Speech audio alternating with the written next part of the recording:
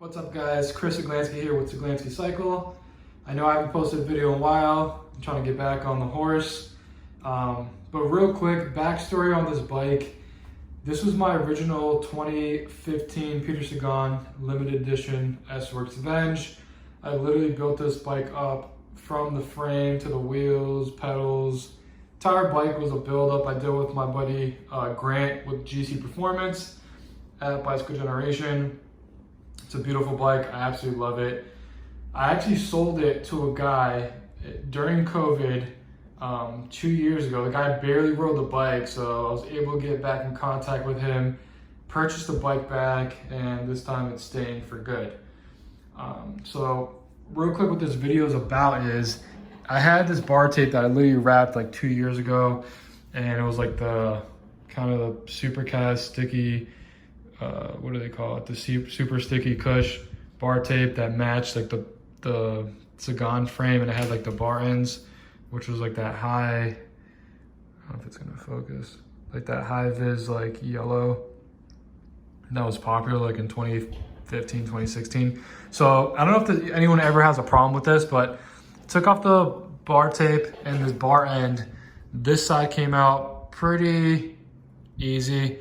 This side, I have the, I don't know if you guys can see that, it's the plastic wedge that wedges in the bar tape to this actual end cap.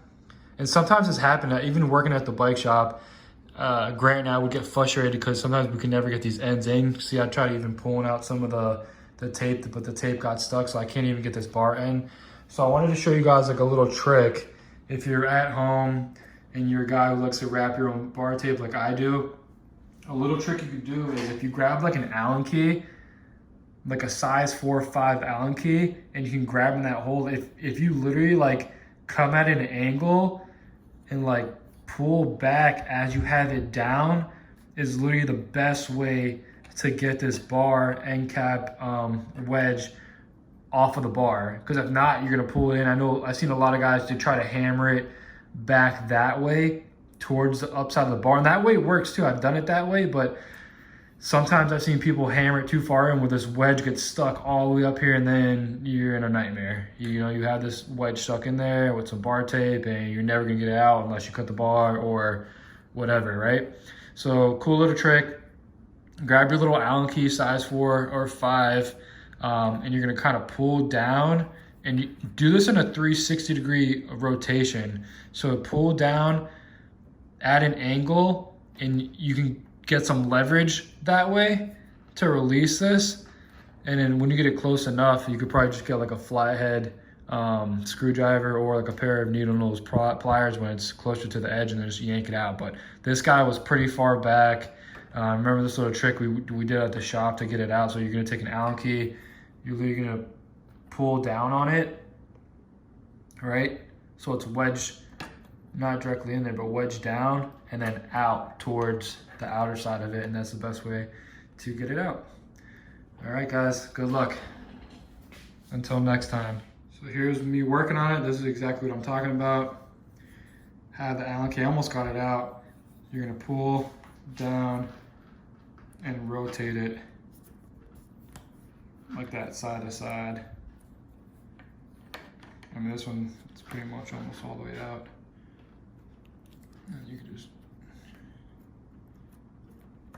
bam.